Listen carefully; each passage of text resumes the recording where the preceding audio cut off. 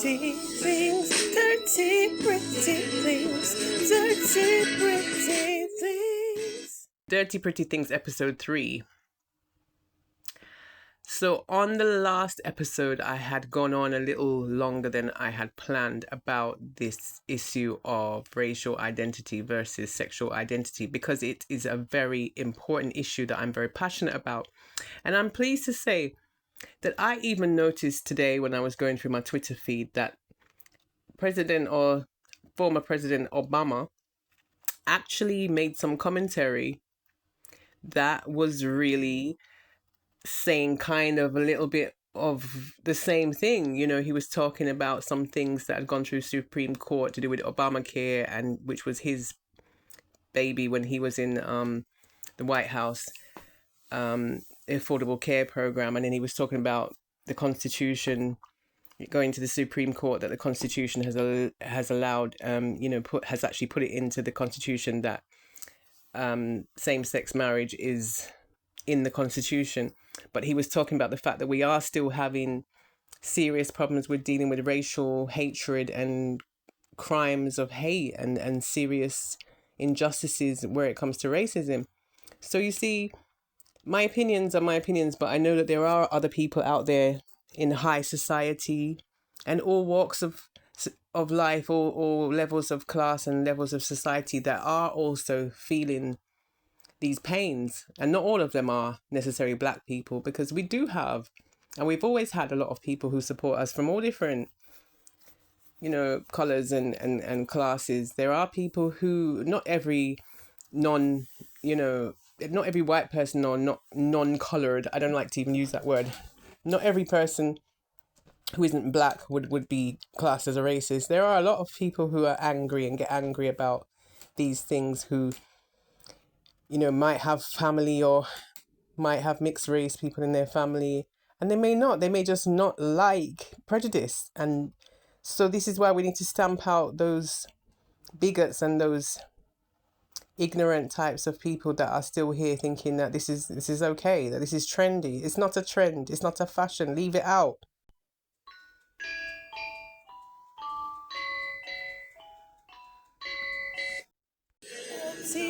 Pretty things, dirty, pretty things, dirty, pretty things.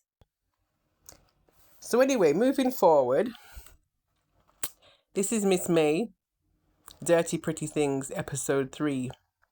What is going through my mind today that I really want to talk about, that I had planned to talk about on the last episode, is getting back to the issue of interrelations and dating from my perspective.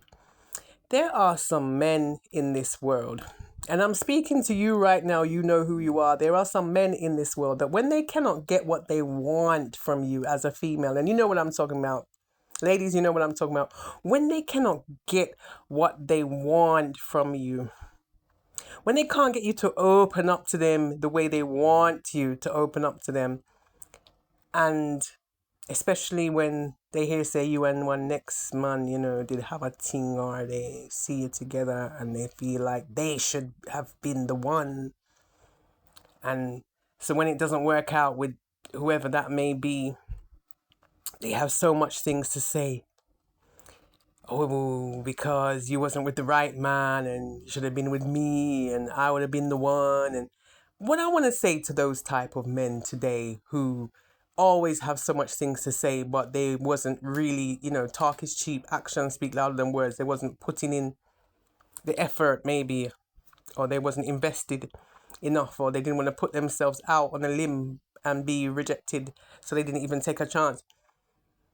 So many different variations, but what I really want to say to them is that it isn't a good thing to practice that type of behavior where you feel like you should have been the man, and if it was you, it would have been different, because this shoulda, woulda, coulda don't really work, because it's not reality. That's just an imagination and an imaginary idea. And ideas, as we know, business ideas are great, but an idea can't make no money. You have to have the investment and the right logistics and the right things in place to make the business actually work.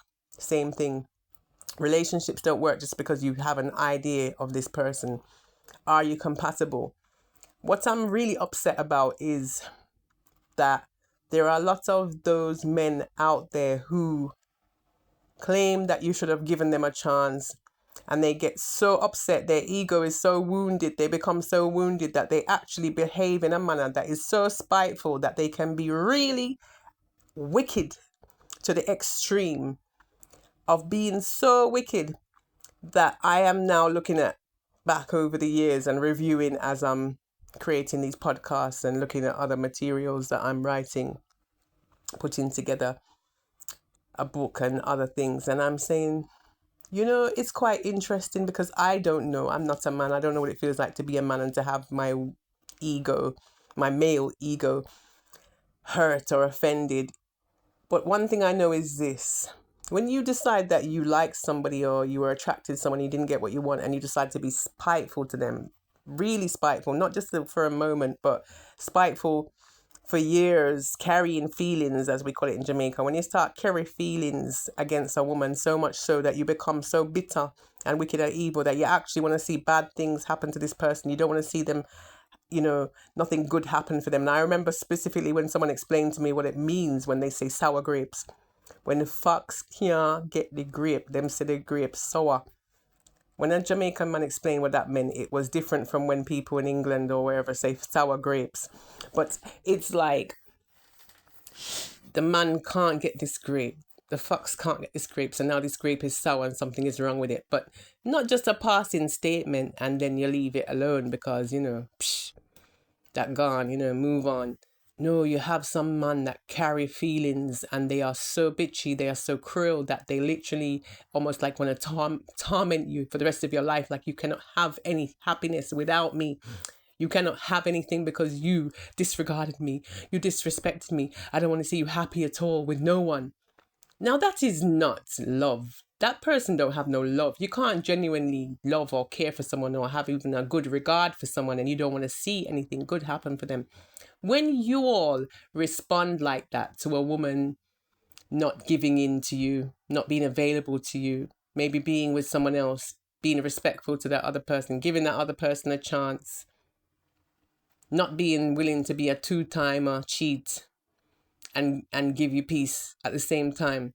When you respond like that, it only proves that you were not deserving of the chance that you think you were deserving of. Because if you was a good man, you would not respond like that. Now, if I was in church, but this is not church, I would ask, can I get a witness? Can I get an amen? Can I get a hallelujah? This is serious. There are some men carrying some feelings against me.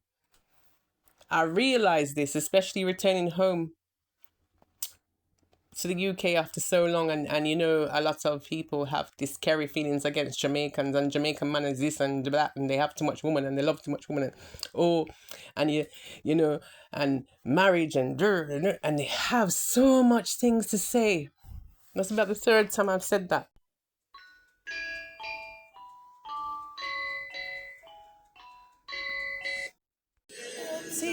Pretty things, dirty, pretty things, dirty, pretty things. This is the third episode of the Dirty Pretty Things. This is Miss May talking real talk about how I see things from my perspective and what I've really experienced. These men that are carrying feelings to the point where they don't want to see you have nobody else, nothing good. Yes, we know jealousy exists, but when it reach a point when it's actually controlling you so much so that you really are evil and wicked and bad mind towards this woman, that is like, she shouldn't have disregarded me. And sometimes it's totally impractical.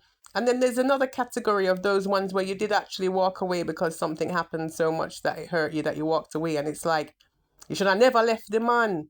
No, you don't have no right to leave him and move on. So now this man wants to, since he can't get the foot no more, and since he lost that place, nobody else can't take that place. No, you can't move on with anybody else and be happy. That's not love. What kind of love is that? And the third version of that I want to mention, because it really does irk me, is when you have a man and you're dating and you're seeing this person and you're in love, loving type of relationship, not just friend, special friends or whatever. And even if you're special friends and you have a friend and the friend look like him want lookings to wants a little piece, but he maybe ask or he don't want to ask, but the friend is interested too. Now, if you respect your friend and you respect the woman, why is it, I'm asking some of the man them out there, why is it some of you have some friends who feel like everything where you have to share with them? If you have a KFC meal, if you eat chicken, you have to share with them. If you buy a drink, a rum, whatever, you have to share with your brethren. That is fine. I share my food, share my drinks with my friends. When we used to get together, we used to share, whatever it may be. We don't have to go into every detail, sweetie, whatever it might be, we share. But when it comes to personal life and personal things, I know there are people out there like that, and if that's the way you all get along, that's the way you all get along. But not everybody is going to enjoy this type of situation. So when you have a friend like that, you have a nice woman, a good woman now, and she's like and you have a one burner situation. Why is it some of you have some friend and it's like they're not happy to see you have your woman, your personal woman, and they feel like they should share a piece of your personal woman too? What is that?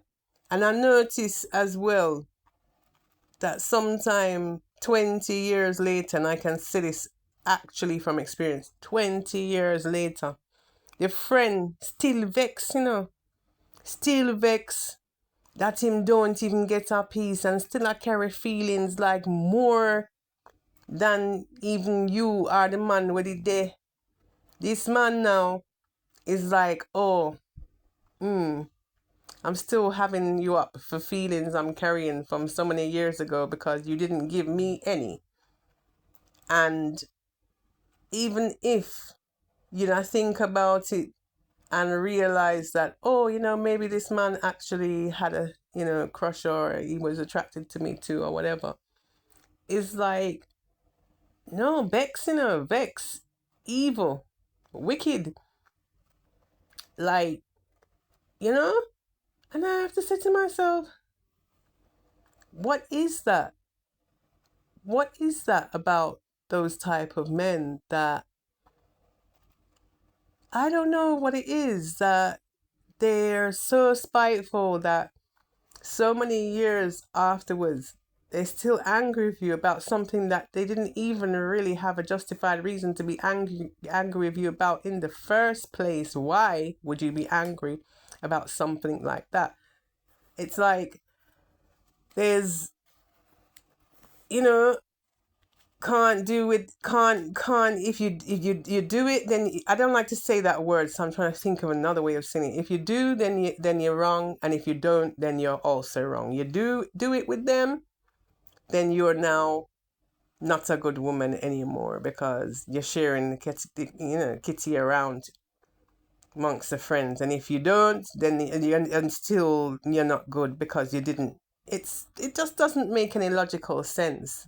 And another thing I noticed is that when a man has a female in his life, could be a friend, could be that she was interested in him too, could be that they were together but they're not together at that point, and you and him have something and it, a little fling, and years later you have some women who are still angry with you about you being with this man that they want to label as, I don't know if they want to own him or they wasn't married, didn't own him, but they just have this thing against you that you and this man had this thing, and 20, 30 years later, you haven't seen this man for so many years, and they're still angry with you, still thinking about you.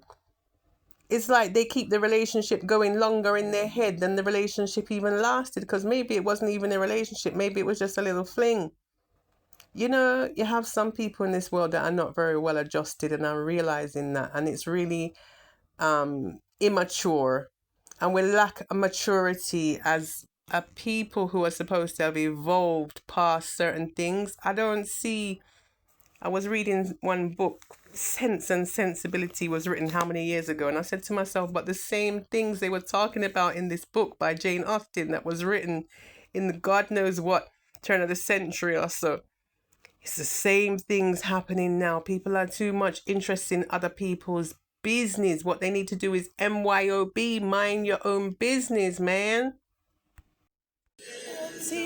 Pretty things, dirty, pretty things, dirty,